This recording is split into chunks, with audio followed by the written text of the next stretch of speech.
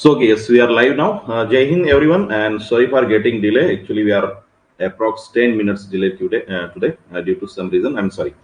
So, dear students, let us begin today's class. Okay. So yesterday in our college there was a program held of a district Shatranj competition. Okay. So really it was interesting program.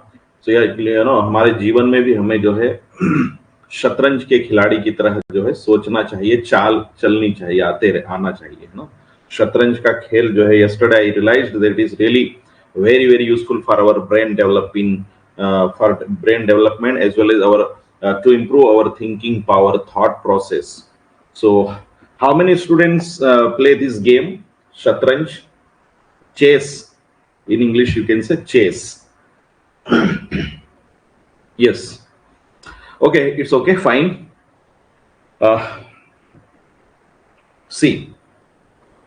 So, yes, everyone, very good morning, Jai Hind, and I hope everyone will be fine. So, I welcome you all on Filler Farm. We all are the Filler Farm family members, and here I'm your mentor, Dinesh Kamli Brahmane. And dear friends, examination is coming near. Every day, revise all the topics. Today, I will upload all the notes. Yes. See. So, as I have told you yesterday that today we will talk about Khushwant Singh. I hope you remember it. आज हम खुशवंत सिंह के बारे में बात करेंगे और जो next writer है. So, dear students, let me tell you, maximum many you can say important Indian English writers we have already covered, but a few still remaining. So we are doing that. We are completing the writers. And let me tell you now, few more writers which are still remembered, like Shashi Tharoor, Chetan Bhagat. Okay, the White Tigers writer. So many writers, new writers are still remaining. So we will complete soon. Okay. आइए देखते हैं खुशवंत सिंह के बारे में. I hope you heard about Khushwant Singh many more. He was born in 1915 and died in 10 years ago, 2014. Okay, remember. So one more thing, let me tell you. Yesterday also I told you about Khushwant Singh that he was so you can say courageous and straightforward. Straightforward means whatever he used to put his opinion very you can say in a high temperature, you can say, yeah, in a straightforward way. बहुत सीधे साधे और एकदम बिना लाग लपेट के अपनी बात कहते थे, है ना. आप जिसको कहते हैं बहुत हाई करेजियस के साथ में. है वेट फॉर 30 सेकेंड ओनली, है ना. Wait I am just.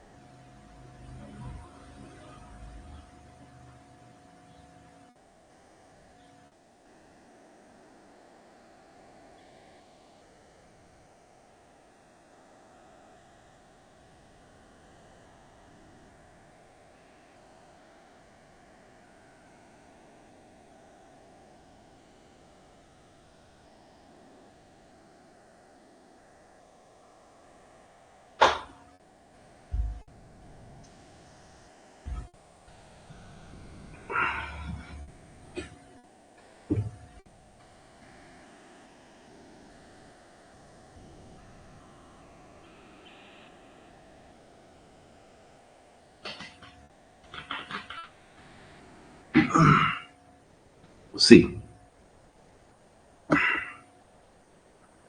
सो यहां पर आप देखिए, he is most yes we are back ना. Yes, he is most famous for his historical novel train to Pakistan. you remember, जैसा कि आप जानते हैं, ट्रेन टू पाकिस्तान पढ़ लिया होगा आपने. ये 1956 में पब्लिश हुआ है. In addition to being a writer, he was also an historian. देखिए, columnist, upfront political commentator and social critic. So ये सारे इनके रोल थे, निभाते थे, है ना. फादर थे Shobha Singh, who was a builder and contractor, ये याद रखना है आपको. His mother's name was lady, ये देखिए, Waryam Kaur. He was married to Kanwal Malik and has a son Rahul Singh and a daughter Mala. तो इनके वर्क के बारे में, लाइफ के बारे में हो गया. Name of Khushwant Singh is bound to go down in Indian literary history as one of the premium historians, novelist, and up to front political comment. ये मतलब सभी इन्होंने ये निभाया है. ये सारी बातें हम पढ़ चुके हैं. He was founder editor of योजना. आपको मालूम होगा, the National Herald and Hindustan Times. Remember, if you are going for preparation of UPSC, IAS, IPS, IFS, then students, it is said that there are two magazines which are being published by government of India, that is Yojana and Kurukshetra. These are two major magazines published by government authorized publication, you can say. So this one of them, Yojana, is published by Khushwant Singh. बहुत महत्वपूर्ण book है. अगर आप UPSC की तैयारी के लिए जाते हैं या नेशनल लेवल की कोई भी कॉम्पिटिटिव एग्जाम्स की तैयारी करते हैं, तो योजना आपको पढ़ते रहना चाहिए. द नेशनल हेराल्ड ये न्यूज़पेपर है और हिंदुस्तान टाइम्स भी न्यूज़पेपर है, इसके को फाउंडर रहे हैं. आज भी ये आप देख सकते हैं न्यूज़पेपर पब्लिश होते हैं. दोनों इंग्लिश मीडियम में पब्लिश होते हैं. ठीक है, about the newspapers, I hope you understand. Khushwant Singh was born in the year 1915 in Hadali, Pakistan में इनका जन्म हुआ था. ठीक है. ही डाइड ऑन 20 मार्च 2014, लेकिन बाद में after partition they came in India. Let me tell you, after partition, देश के विभाजन के बाद में भारत आ गए थे. ठीक है. He was educated at government college of Lahore and at King's college in Cambridge university and at the inner temple based in London. तो यहाँ पर इनका एजुकेशन हुआ है. 1939 से 47 he was a practising lawyer in high court Lahore. Lahore में ये practice करते रहे. 1947 में he served as a diplomat for newly independent India. अब देखिए, प्रैक्टिस वहां करते रहे, लेकिन व्हेन इंडिया वाज डिवाइडेड, है ना, then he came, all the family of Khushwant Singh came in India. And उन्होंने जो है 1947 में ही, क्या है, नया नया जो भारत बना था, उसके डिप्लोमेट के रूप में भी इन्होंने काम किया है. ठीक है. My voice, audio, video, everything is fine. Yes, put your message in chat box. He began an eminent career as journalist with All India Radio also. तो ये बहुत महत्वपूर्ण रोल ऑल इंडिया रेडियो में भी रहे. AIR, ऑल इंडिया रेडियो में भी रहे, जर्नलिस्ट के रूप में इन्होंने काम किया वहां पर भी 1951 में. आप देखेंगे 1951 से 1953 में he was also the founder and editor of योजना. योजना मैंने बता ही दिया है, दो मैगजीन है, एक योजना है, एक कुरुक्षेत्र है. दोनों ही मैगजीन भारत सरकार के अधीन पब्लिश होती है. What the magazines published under the government of India, and these magazines are very useful. If you want to read then you can. छोटी छोटी, बहुत पतली सी आती है, लेकिन बहुत काम की होती है. इसको भी पब्लिश करने में खुशवंत सिंह का महत्वपूर्ण रोल है. 1969 से 1978 में आप देखेंगे editor of illustrated weekly off India. ठीक है. ये भी पब्लिकेशन बॉम्बे, है ना, वीकली ऑफ इंडिया बॉम्बे, ये भी पब्लिश हुआ है. ये editor in chief national Herald, ये आपको देख लेना है, इतना बस सिर्फ बड़े फैक्ट याद रखना है. और फिर यहाँ पर हिंदुस्तान टाइम्स के भी एडिटर रहे हैं.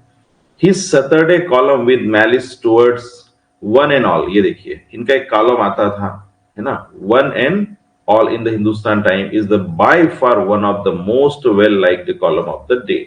What do you mean by columns? Let me tell you. आपने अभी भी बहुत सारे न्यूज़पेपर हिंदी इंग्लिश के आप पढ़ते होंगे. उस हिंदी इंग्लिश में एडिटोरियल आते हैं, कॉलम्स आते हैं. I think you should read it. Everybody should read it, because the intellectuals, they write about the current issues. It increases our knowledge. It develops our depth of thinking.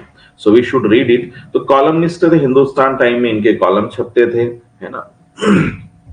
पता होना चाहिए. अब इसमें the portrait of a lady, I think let me ask you, let me know how many students have read this story, the portrait of a lady. Let me know. Then we will move ahead. बताइए। One of the बहुत शानदार ये जो है book है, इनकी story है, let me tell you, story है the portrait of a lady. किसी ने पढ़ा है पहले? वेरी नाइस, वेरी नाइस, है ना। 11th में आपको मिल जाएगा the portrait of a lady. बहुत शानदार ये जो है, और yes yes, very very heart touching, है ना। आप देखेंगे अपनी जो दादी है, दादी से जो लगाव होना चाहिए अद्भुत, अपने पोते का, ये पोता है उनका, है ना, खुशवंत सिंह, उसके ऊपर है। इतनी प्यारी स्टोरी, आप पढ़िए इसको जरूर। ओके, वेरी नाइस है तो, यस, है ना, you you you teach, very nice, ठीक है, yes yes, very nice. It should be taught by all, and I request to all the other colleagues, students, please read this story and teach your small kids.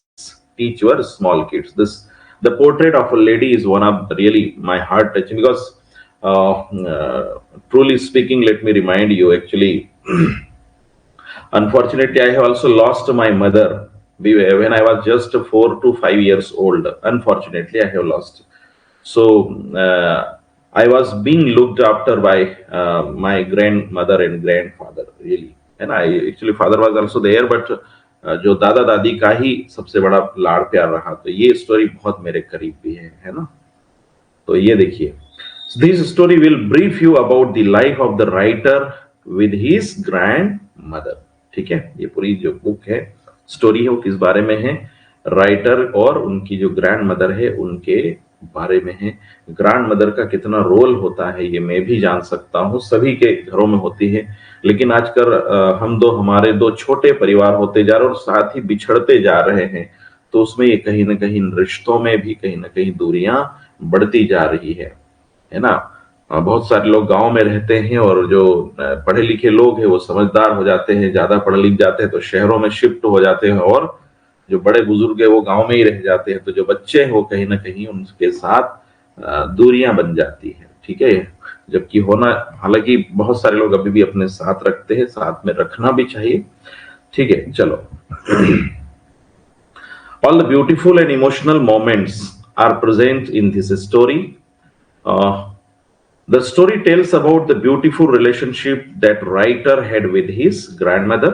ठीक है, तो यहां पर आप देखेंगे, यहां पर क्या है? The portrait of a lady is a real story of writers grand mother. The name of the writer is Khushwant Singh. ये बिल्कुल ध्यान रखना है, ये जो पूरी कहानी है ना, the portrait of a lady, ये जो इसके राइटर स्वयं भी क्या है, नरेटर राइटर दोनों हैं खुशवंत सिंह, ये आपको ध्यान रखना है।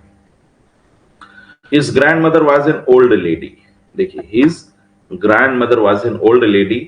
The writer tells us the story of the childhood that he had spent with his grandmother. पूरा जो बचपना अपनी ग्रैंडमदर के साथ में उन्होंने जो बिताया था गांव में, फिर शहर में आकर शिफ्ट हो जाते हैं तो एक लाइफ स्टाइल बदल जाती है, बड़े हो जाते हैं, स्कूल में जाने लग जाते हैं, बड़ी स्कूल में, फिर धीरे से कॉलेज में, और फिर विदेश चले जाते हैं, तो दूरियां बढ़ती चले जाती है।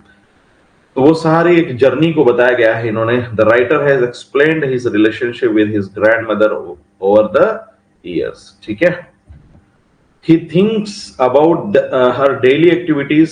इसमें बताया जाता है कि किस तरीके से दादी जो daily activities, and how she grew as a character over time, है ना। दादी जब वो छोटा था, स्कूल छोड़ने जाया करती थी, और जब तक वो स्कूल में रहता था, मंदिर में, पास में मंदिर गुरुद्वारा होता था, वहां भजन कीर्तन किया करती थी दादी।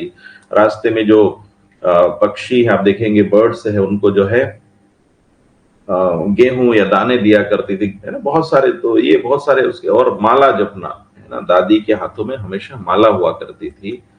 ठीक है, he mentions her appearance, वो कैसी दिखती थी, which assist in creating a mental impression of her in the reader's mind। ठीक है, बहुत मार्मिक कहानी है, आप इसको जरूर पढ़िएगा। ठीक है, फिर थोड़ा सा इसमें डिटेल में इसलिए बता रहा हूं क्योंकि ये हमारे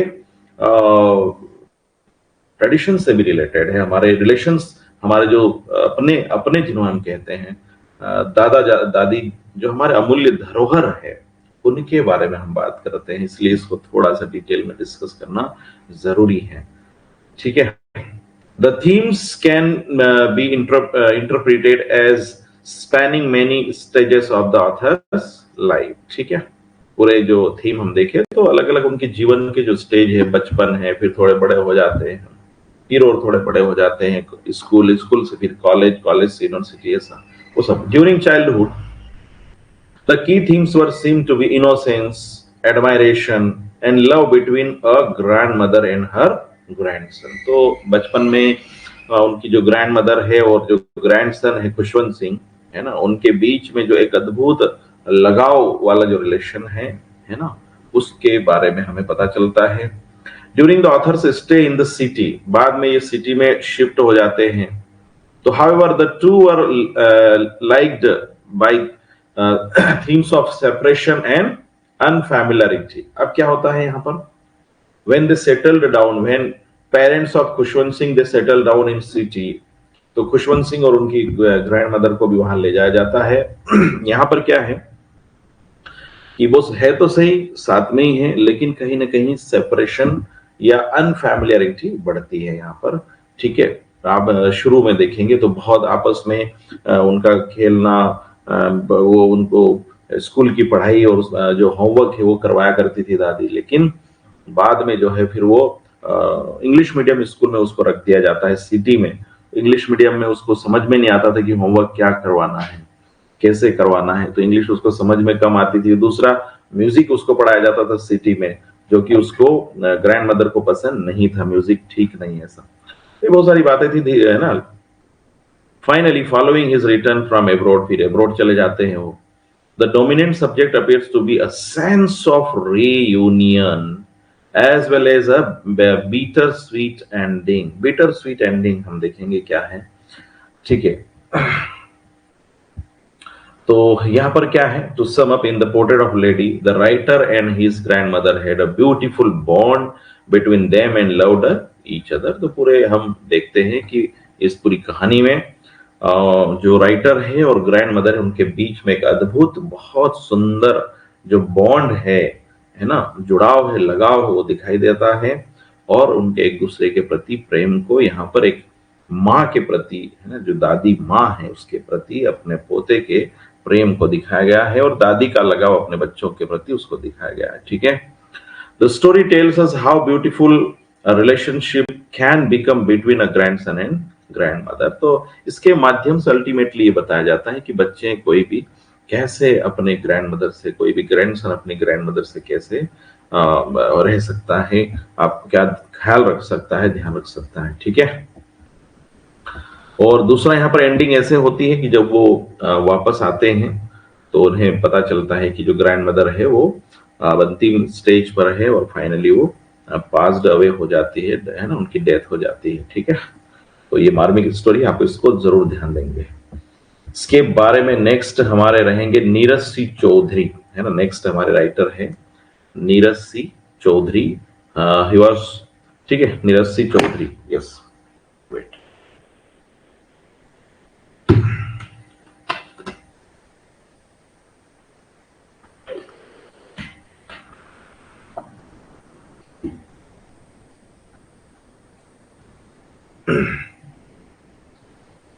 एटीन 97 में इनका जन्म हुआ, 1999 में इनकी डेथ हुई। One more thing student, let me tell you, हम लोग कोई मैथ्स के क्वेश्चन सॉल्व नहीं कर रहे हैं या कोई केमिस्ट्री के सूत्र फार्मूलाज याद नहीं करना है। हमारे लिए यही मैथ्स के क्वेश्चन है, केमिस्ट्री के आप सोचते है ना, या फिजिक्स के क्वेश्चन आप समझ सकते हैं, क्योंकि हमें ये जो कॉन्सेप्ट है, ये जो थीम्स होती है, हमारे लिए बहुत महत्वपूर्ण होती है। As a literature student you know the importance of this all. Okay, so इसको ही आपको बहुत शानदार तरीके से कंठस्थ करना है, और ये फैक्ट जो है एग्जाम में पूछे जाते हैं। ठीक है। चलिए नेक्स्ट राइटर हमारे जो इंडियन इंग्लिश राइटर में हम देखते हैं नीरज सी चौधरी, बोर्न ऑन 23 नवंबर 1897 में, किशोरगंज, नाव इन बांग्लादेश। बांग्लादेश में, वर्तमान बांग्लादेश में इनका जन्म हुआ है। 23 नवंबर 1897 में। He was educated both in his birth place, यानी जो बर्थ प्लेस किशोरगंज है, and Calcutta, now in Kolkata, and died on 1 August 1999 at the age of 101। तो बांग्लादेश, किशोरगंज बांग्लादेश में इनका जन्म हुआ, वहां भी इनकी एजुकेशन हुई। बाद में ये जो है भारत में आ जाते हैं, ठीक है, और भारत में फिर जो है कोलकाता में रहते हैं, और 1999 में इनकी डेथ होती है, ठीक है। चलिए आगे देखते हैं। Neeraj Singh Chaudhary was a Bengali English writer and man of letters, ये ध्यान रखना आपको, ठीक है, Bengali English writer. The famous political leader Sharad Chandra Bose, student, let me remind you, when freedom movement was going on, so at that time Sarat Chandra Bose was a leader, political leader you will say, during the independence movement of India in 1938, appointed Neeraj Singh Chaudhary as his secretary. Remember, Sarat Chandra Bose एक बड़ा नाम है। when all the leaders were demanding for freedom from the Britishers, so at that time Sarat Chandra Bose appointed Neeraj Singh Chaudhary as a secretary, उनके अपने स्वयं निजी सचिव के रूप में जो है नीरज सिंह चौधरी को स्थान दिया था, काम है ना। तो शरद चंद्र बोस के सेक्रेटरी भी रहे, आपको ध्यान रखना है, ठीक है। इट रिजल्टेड, अब क्या होगा, शरद चंद्र बोस के साथ में रहेंगे तो जाहिर है और भी लीडर से उनको मिलने का अवसर मिलेगा और आगे बढ़ने का अवसर मिलेगा। It resulted in the interaction with notable political leaders like Mahatma Gandhi, Jawaharlal Nehru, Subhash Chandra Bose. जाहिर है शरद चंद्र बोस के साथ में, वो शरद चंद्र बोस के जब सेक्रेटरी रहे तो उनका महात्मा गांधी, जवाहरलाल नेहरू और सुभाष चंद्र बोस जैसे बड़े नेताओं से, जो बड़े लीडर थे हमारे, उनसे मिलना हुआ था। आज के नेताओं की तरह नहीं है ना, देश की आजादी में सर्वस्व न्योछावर करने वाले नेताओं की तरह। This helped him to be a disillusioned political commentator. ये देखिए, दिस हेल्प्ड हिम, क्या मदद करी, to be a disillusioned political commentator बनने में, for all India Radio Calcutta branch. तो जब ये पॉलिटिकली लीडर्स से मिलते रहे तो इनको जो है पॉलिटिकल कमेंटेटर बनने में बड़ी आसानी हुई। ऑल इंडिया रेडियो में ये काम किया। In 1941 he moved to Delhi for all India radio. बाद में 1941 में जो है दिल्ली चले जाते हैं ऑल इंडिया रेडियो के लिए, दिल्ली ब्रांच में, ठीक है। He is best known for his ये देखिए, the autobiography of an unknown Indian, ये जरूर याद रखना है, रिमेंबर, बिल्कुल याद रखना है। The autobiography of an unknown Indian, it was published in 1951। And दूसरा है द कंटिनेंट ऑफ सर्स, ये देखिए, एक ये वर्क है, दोनों वर्क को आपको ध्यान रखना है, the autobiography of an unknown Indian और द कंटिनेंट ऑफ सर्स, ठीक है। इसे देखिए, यहां पर इनको साहित्य अकेडमी अवार्ड मिला है इन 1975 for his biography on marks Müller, scholar, ये देखिए, मार्क्स मूलर स्कॉलर एक्स्ट्राऑर्डिनरी, ठीक है। इसके ऊपर इनको क्या है, इनको जो है साहित्य अकेडमी अवार्ड मिला है। स्टूडेंट, साहित्य अकेडमी जब भी लिखते हैं तो के आता है ना कि सी, ये रिमेंबर, उसका जो है साहित्य अकादमी अवार्ड है ना, हिंदी जो है उसी का वर्जन है ये, इसको एकेडमी नहीं पढ़ेंगे, साहित्य अकादमी अवार्ड। हम लोग एकेडमी बोल देते हैं लेकिन एक्चुअल में इसका प्रोनाउंसिएशन होना चाहिए साहित्य अकादमी अवार्ड, ठीक है। चलिए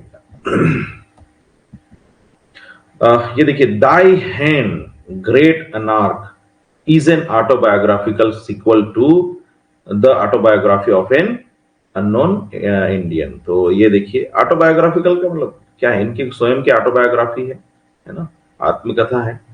दाई हैंड ग्रेट अनार्क, ये है इसका ही एक पार्ट है, नेक्स्ट सीक्वल है ये ध्यान रखना है। The autobiographical of an unknown Indian, इसका सीक्वल है, नेक्स्ट पार्ट आप कह सकते हैं, ठीक है। He has deep, you can read in life and works of Shakespeare के वर्क्स को बहुत ज्यादा इन्होंने पढ़ा है, उनके जीवन को बहुत समझा है।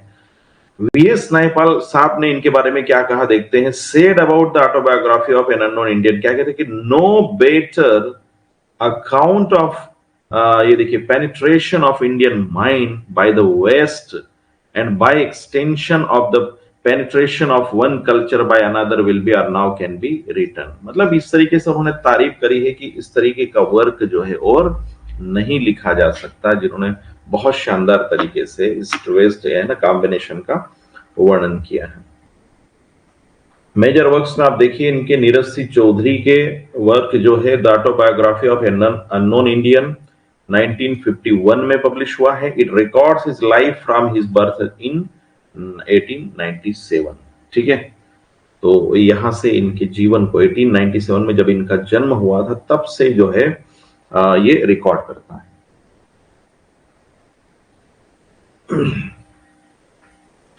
दाई हैंड ग्रेट अनार्की 1987 में आया है, 1987 में। It is the sequel of the autobiography of an unknown Indian. The title was inspired from Alexander Pope's the Dunciad. The Dunciad जो अलेक्जेंडर पोप का है उससे ये पब्लिश है, अपना इंस्पायर्ड है। ठीक है, दाई हैंड ग्रेट अनार्क। ठीक है, ये भी इसी का, ये दोनों आप मान सकते हैं, ये दोनों ऑटोबायोग्राफी है ना, आप इस तरीके से मान लीजिए। ये पहले आया और ये बाद में आया। ठीक, अ पैसेज टू इंग्लैंड है ना, अ पैसेज टू इंग्लैंड 1959 में। अच्छा देखिए, a passage to India E.M. Foster ने लिखा है, वैसे ये अ पैसेज टू इंग्लैंड लिखा है इन्होंने 1959 में। द कंटिनेंट ऑफ सिर, ये ऐसे बुक है, ये है ना, ऐसे बुक है 1965 में। Scholar extraordinary, the life of professor the right honourable, है ना, ये देखिए फ्रेडरिक मैक्स मुलर 1974 में।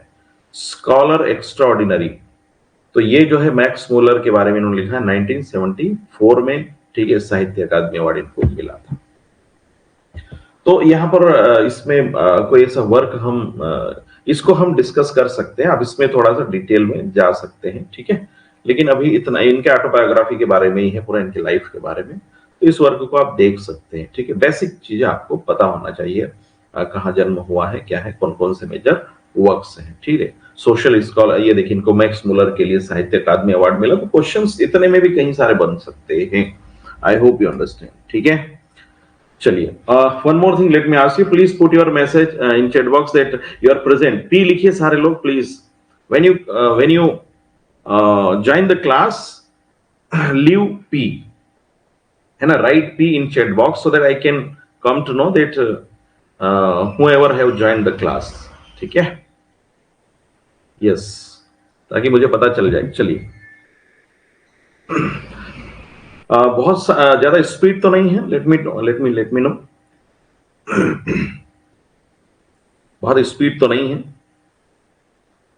चलिए, ओके, सी,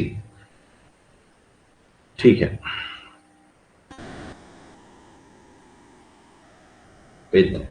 ठीक है। Shashi Deshpande, let us talk about Shashi Deshpande. तो यहां पर आप देखिए 1938 में इनका जन्म हुआ है और 2016 में इनकी डेथ हुई है। ये जो राइटर है ना, लेट मी टेल यू, आजादी के पहले मैक्सिमम, अभी जो हम पढ़, इन राइटर्स का जन्म जो है, these writers they have born before independence and died after independence recently, है ना, few years ago। Okay, Shashi Deshpande बड़ा नाम है ना। तो आइए देखते हैं इनके मेजर वर्क्स, हम देख लेते हैं। The dark holds no terror, ठीक है, 1938 में इनका जन्म हुआ है। ठीक है, और इफ आई डाइड टुडे 1982 में, come up and B dead 1989 में, दैट लॉन्ग साइलेंस, बहुत महत्वपूर्ण वर्क है ये।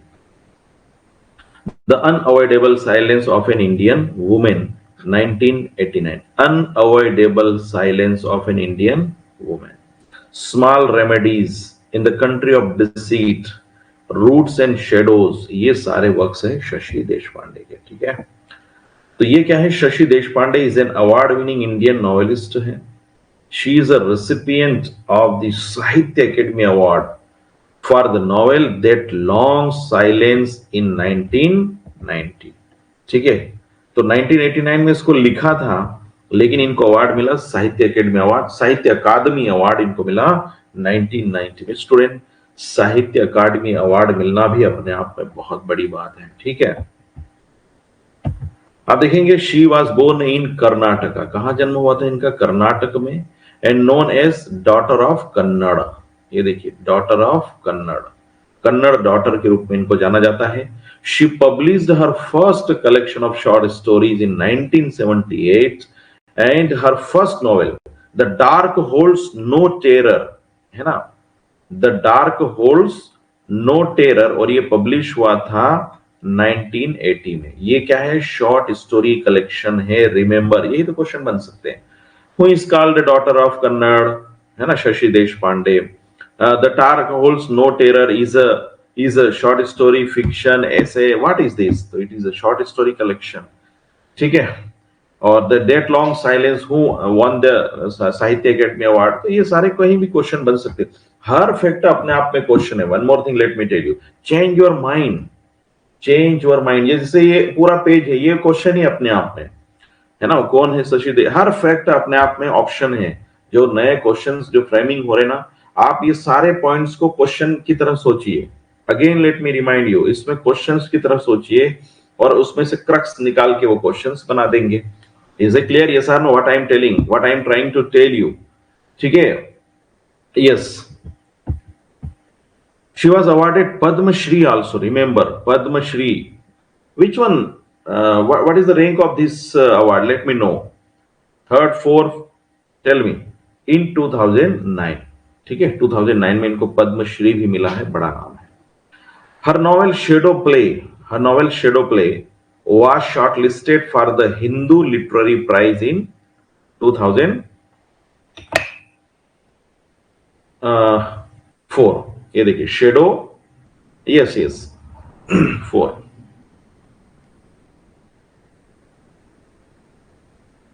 Shadow play was shortlisted for the Hindu literary prize in 2004, तो ये भी आपको ध्यान रखना है।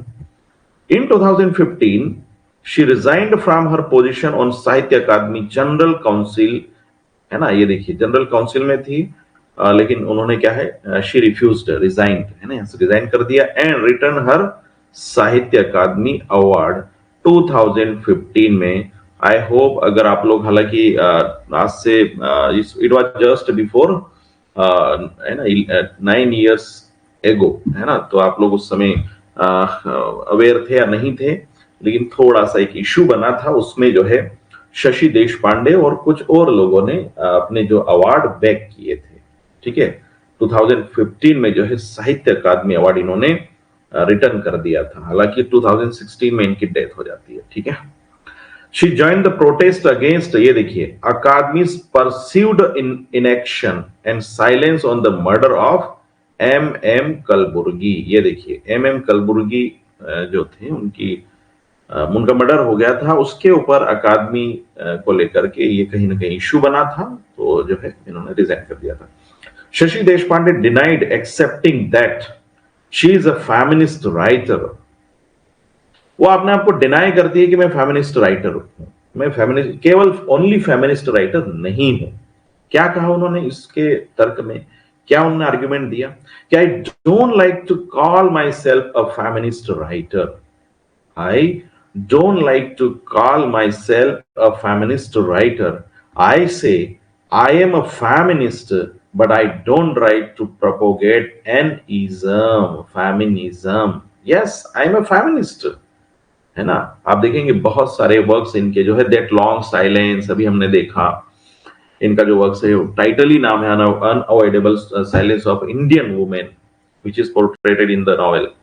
तो लेकिन फिर भी वो इज्म, केवल और केवल नारीवाद की बात करना है, फेमिनिज्म की बात करना उनको पसंद नहीं है। फेमिनिस्ट हो सकती है, लेकिन नारीवाद ही या इज्म पे वो ज्यादा प्रोपोगेट नहीं करती है, ऐसा उनका कहना है, ठीक है। ये कुछ और बुक्स हैं इनकी, चिल्ड्रन बुक्स हैं, समर एडवेंचर है, द हिडन ट्रेजर है, the only witness, the Narayanpur incident which was published in 1995, ये ध्यान रखना है, ठीक है। आई होप, वेट, तो ये है शशि देशपांडे जी के बारे में। दैट लॉन्ग साइलेंस को आप लोग डिटेल में पढ़ सकते हैं, कुछ वर्क्स में आपको नोटिस करके दे रहा हूं, आप लोग जरूर, ठीक है, मैं भी नोट कर रहा हूं, जैसे भी हमारे पास में समय अलाउ होगा हम लोग इसमें वापस कुछ कम बैक करेंगे और हम लोग इसको क्विकली रिवीजन करने का प्रयास करेंगे, ठीक है। चलिए, इसमें आप देख सकते हैं, वेट,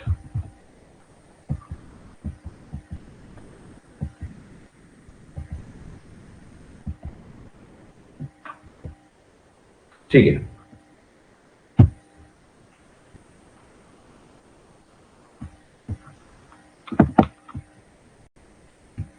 ठीक है, चलिए, समय का भरपूर उपयोग करेंगे हम लोग। आप सोच सकते, इन वन क्लास, है ना, आप सोच सकते हैं हम बहुत सारे राइटर्स को कंप्लीट कर रहे हैं, है ना। लगभग अभी आप देखिए कितनी क्लास हो गई, लेकिन स्टिल मेनी राइटर्स, है ना। तो आप अब सोच सकते हैं, और बहुत कंटेंट के साथ में हम पढ़ रहे हैं। चलिए, तो करना पड़ेगा। आप देखिए यहाँ पर 1937 में जन्म हुआ है अनीता देसाई जी का। आपने नाम सुना होगा इनका, अनीता देसाई, 1937 में। Anita Majumdar Desai is an Indian novelist, है ना। क्या है पूरा नाम, क्या है इनका? अनीता मजुमदार देसाई, इंडियन नॉवेलिस्ट है। She has been short listed for the Booker prize but didn't get, yes, है ना। बुकर प्राइज के लिए शॉर्ट लिस्ट होना भी अपने आप में बड़ी बात है। ये बात अलग है कि उनको नहीं मिला। She was awarded with Sahitya Akademi award in 1978 for her novel fire and mountain. Remember, Fire and Mountain. This novel is written by Anita Desai, which got her, sorry, Sahitya Akademi Award in 1978. She was born in, ये देखिए, मसूरी में इनका जन्म हुआ, India, to a German mother Toni, नहीं है ना, नहीं, ये देखिए, Toni, and a Bengali businessman D N Majumdar.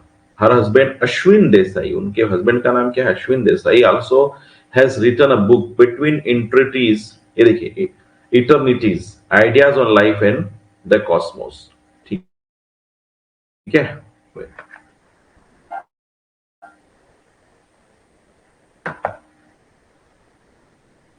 Very nice, very nice. ठीक है, वेरी नाइस, वेरी नाइस।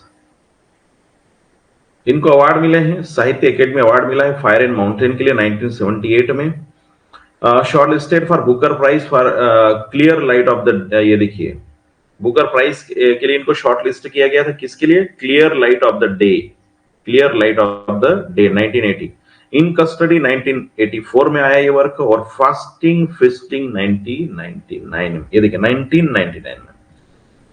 ये देखिए, साहित्य अकादमी फेलोशिप इनको मिली 2007 में। Padma Bhushan, third highest award, ठीक है, 2004 में मिला है। तो आप सोच सकते हैं कितने महत्वपूर्ण है। ठीक है, चलिए। She publish the first novel cry the peacock, BA MA 1963 में फर्स्ट नॉवेल है।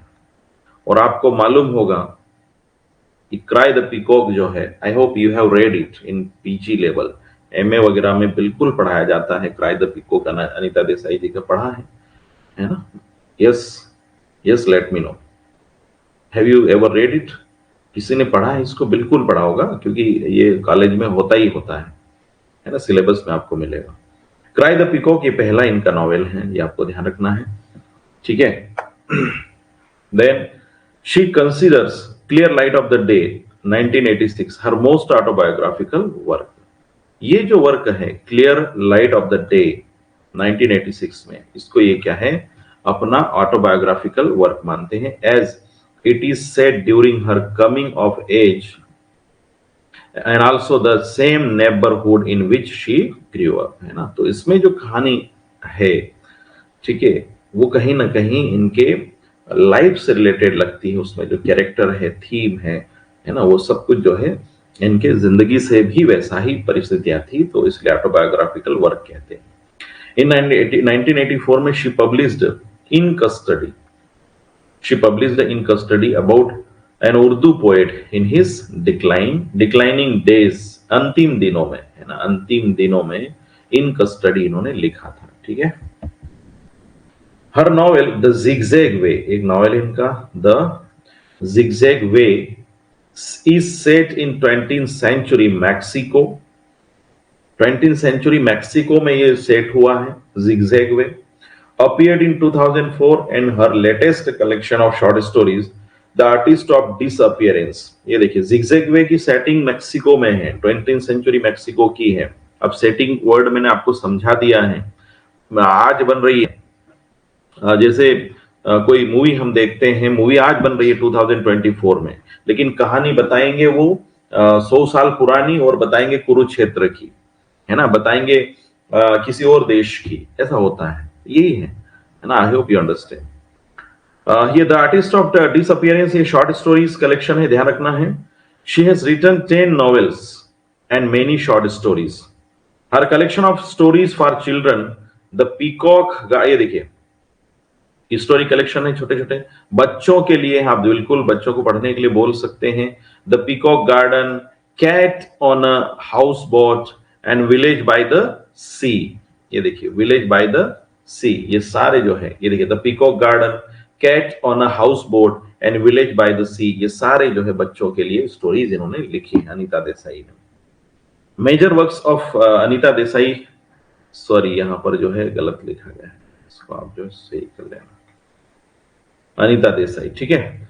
द आर्टिस्ट ऑफ डिसअपियरेंस 2011 में जिगजैगवे, ये क्या, it is a novel about an American academic and writer who goes with his girlfriend to Mexico and rediscovers his passion for fiction writing, ठीक है। तो ये जो कहानी है मैक्सिको में जो राइटर है, ठीक है, उनके बारे में, जो मैक्सिको जाते हैं अपने साथी के साथ में और रीडिस्कवर्स, वो अपने आप को फिर फिक्शन राइटिंग के लिए समर्पित करते हैं। Diamond dust and other stories, ये भी इनके वर्क हैं, diamond dust and other stories, ठीक है। डायमंड से याद आया, यहां पर मैं थोड़ा सा, चूंकि हम कंटिन्यूसली बात कर रहे हैं, थोड़ा सा हटके कुछ और बोल देता हूं। ये दिस इज द फंडा ऑफ लाइफ, ये जीवन का फंडा है कि जो चीज जितनी कीमती होती है ना, उसकी उतनी ज्यादा कीमत चुकाना पड़ती है। This is the natural rule. I always inspire to the student by saying that आप जितना कीमती कोई चीज पाना चाहते हैं, आपको उतनी कीमत चुकाना पड़ेगी। डायमंड लेना है, उतनी कीमत चुकाना पड़ेगी। गोल्ड लेना है, उतनी कीमत। हम कोई पर्टिकुलर ग्राम या पर्टिकुलर एक मेजर की बात करें, तो ये दिमाग में डाल लीजिए आप, है ना, ये बिल्कुल दिमाग में आप डाल लीजिए। कुछ किए बिना जय जयकार नहीं होती, कोशिश करने वालों की हार नहीं होती। जितनी बड़ी सफलता आपको चाहिए, उतनी ज्यादा कीमत आपको अदा करना पड़ेगी। आप 1 kg डायमंड तो 1 kg आप ले नहीं पा, थोड़ा सा भी आप एक छोटा सा सोचिए कितना कीमती होता है वो धातु। आप 1 kg सोना लेने जाइए, आप बहुत सारे पैसे देने पड़ेंगे। 1 kg उतने ही में, है ना, आप जितना गोल्ड जितना कीमती है ना, आप एक मान ले आपके पास में 2 करोड़ है, तो 2 करोड़ रुपए में आप सोचिए डायमंड आपके पास में कितना आएगा, आपके पास में सिल्वर कितना आ जाएगा और गोल्ड कितना आएगा। क्यों? क्योंकि जो चीज जितनी कीमती होती है, उतनी कीमत चुकाना पड़ती है। अब ये कीमत क्या है? What is the price? What is this price? How to pay? ये जो कीमत है, ये आपके डेडिकेशन की है, ये आपके समर्पण की है, ये आपके डिसिप्लिन की है, ये आपके डिलीजेंस, मेहनत, परिश्रम की है। वो कीमत आपको चुकाना पड़ती है। बहुत सारे लोग इस कीमत को चुकाने में सफल हो जाते हैं, सफलता उनके हाथ नहीं लगती है। कीमत चुकाने से हमें नहीं डरना चाहिए। इतिहास उठा के देख लीजिए, जिन जिन लोगों ने बड़े लक्ष्य रखे थे, उनकी उतने ही बड़े उनको कीमत चुकाना पड़ी है, उतने ही बड़ी आप देख सकते हैं, ठीक है। तो ये डायमंड से मुझे याद आया। और देखिए, धातु कीमती हो सकती है, लेकिन मानव जीवन उससे भी कहीं कीमती है। अगर मनुष्य के रूप में हम आज अस्तित्व में नहीं होते, तो हमें पता ही नहीं होता धातु क्या है, ये डायमंड क्या है, गोल्ड क्या है, सिल्वर क्या है। हमारी लाइफ अपने आप में 28 सितंबर आज का दिन जो है अपने आप में कीमती, पहले कभी नहीं आया था, कभी नहीं आया था और ना कभी आएगा। 2003 आया, 2022 आया, 2025 आ सकता है, 26 आ सकता है, 24 नहीं आएगा। 28 सितंबर 2024 नहीं आएगा। Student, that's why I tell each day is new, every morning is fresh, every evening is new। ये हर बात, कुछ लोगों को लगता होगा कि ये बकवास है, लेकिन my dear friends, student, let me tell you, ये सोच अगर आपने एक बार अंदर से आपको महसूस होना शुरू कर दिया ना, तो आपको नींद नहीं आएगी, बेचैनी होगी, है ना? बिल्कुल, है ना? बिल्कुल आपको नींद नहीं आएगी, बेचैनी होगी, कुछ पाना है, कुछ कर दिखाना है, कुछ कर गुजरना है। जिंदगी को यहीं गुजारना नहीं है, कुछ कर गुजरना है, कुछ हासिल करना है। ठीक है? तो ये आपको छोटी-छोटी बातें, लेकिन मोटी बातें आपको याद होना चाहिए। ठीक है? चलिए आगे बढ़ते हैं। बीच में थोड़ा-सा इस तरीके से आपको सुनना पड़ेगा। यस, ठीक है? क्योंकि देखिए एक बात और है, जिनके सपने बड़े होते हैं ना, उनको फिर जो है नींद, बेचैनी सब गायब हो जाए। बेचैनी होती है, नींद गायब हो जाती है। ठीक है? चलिए आगे बात करते हैं। मेजर वर्क्स अनीता देसाई जी की हम लोग यहां पर बात करें तो फास्टिंग फिस्टिंग 1999 में है। The novel is in 2 parts in India and America. Main characters इसमें उमा है, एग्जाम में आ चुका है, अरुण है, एग्जाम में आ चुका है। सीधे क्वेश्चन आपसे कैरेक्टर पूछ लेंगे, उमा और अरुण किस नॉवेल में है, इन विच नॉवेल्स दे अपीयर, है ना? This type of question simply asked in the examination. Remember 2 parts में है, एक इंडिया में और एक अमेरिका में। It focuses on the life of the unmarried Uma. Uma जो अनमेरिड है उसकी लाइफ के ऊपर फोकस करता है। A spinster and the family's older daughter with Arun, the boy and baby of the family। ये देखिए, तो कहीं ना कहीं जो फैमिली में बॉय और बेबी है ना, किस तरीके का माहौल होता है। एक बेबी को लेकर और एक बेटे को लेकर है, बॉय को लेकर के, एक बेबी गर्ल और एक बॉय है। तो कहीं ना कहीं आज भी जो है थोड़ा सा, थोड़ा के बहुत सा, कई बार हम देखते हैं कि बेटे को स्कूल भेज रहे, लेकिन बेटी घर के काम के लिए बेटी को लगा दिया जाता है।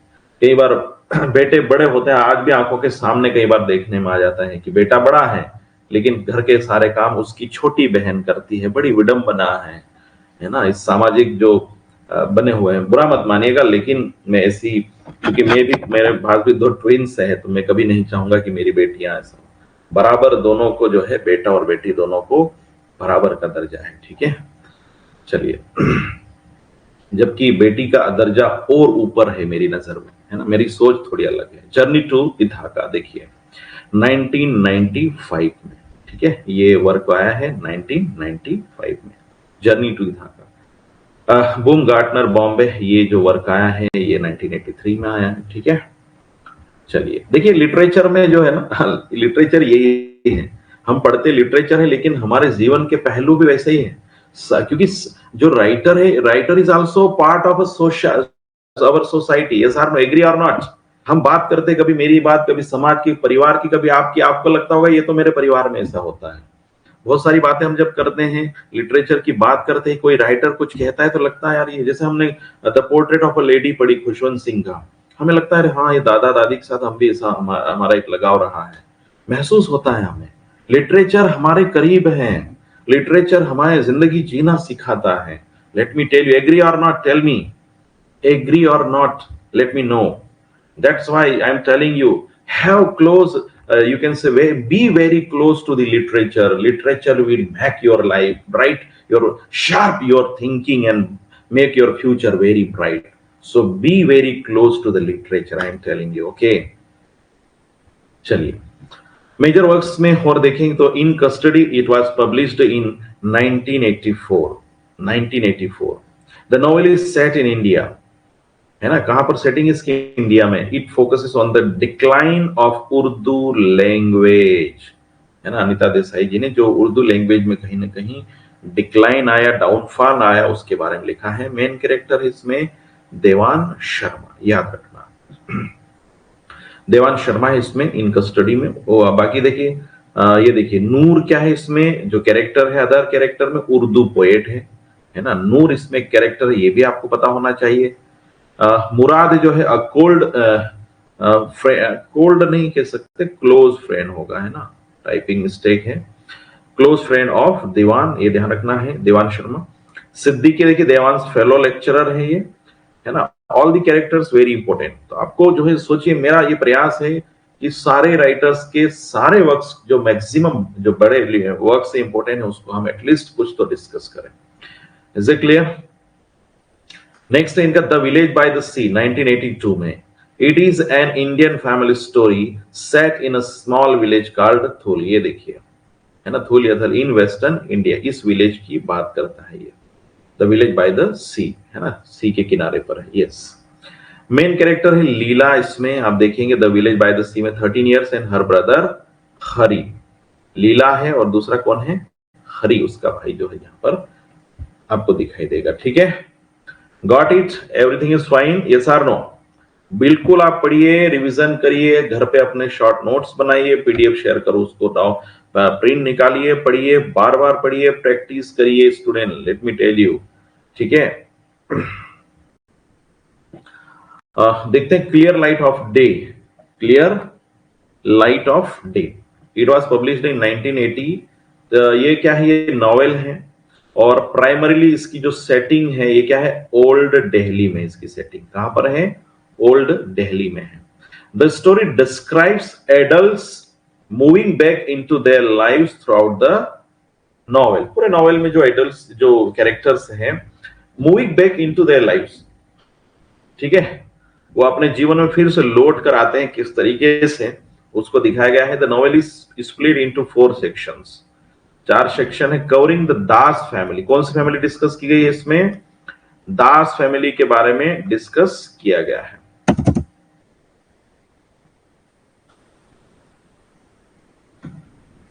वेट, ठीक है, दास फैमिली के बारे में डिस्कस किया गया है।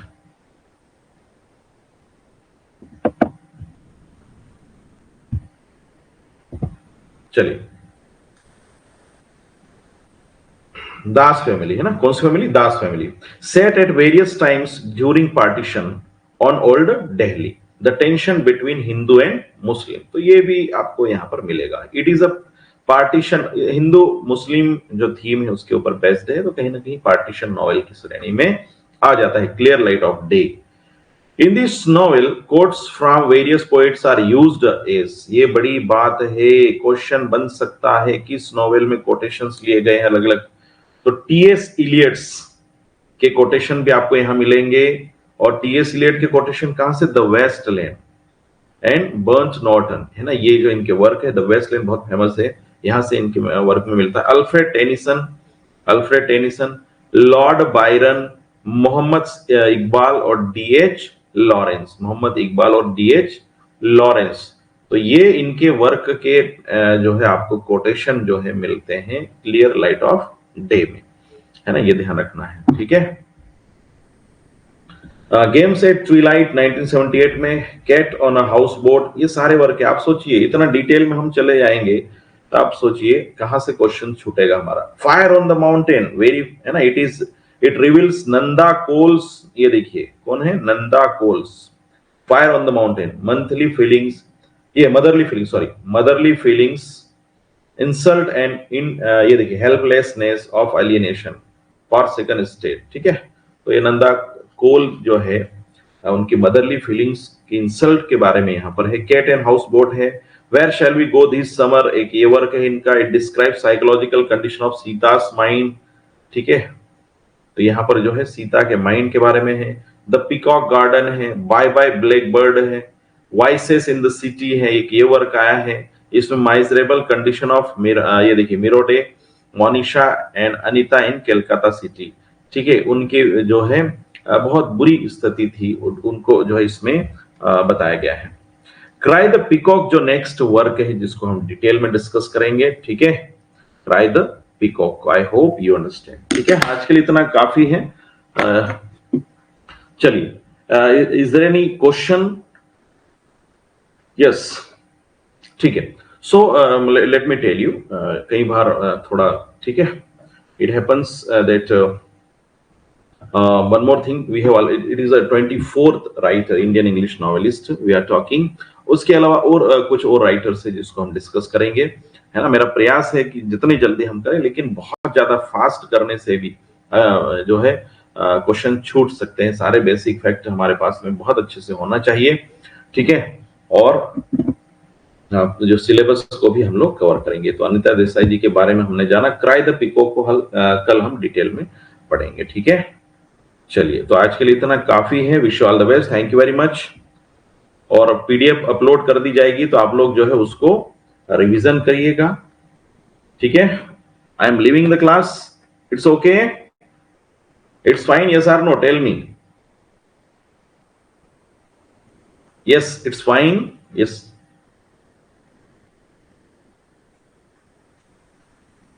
ओके,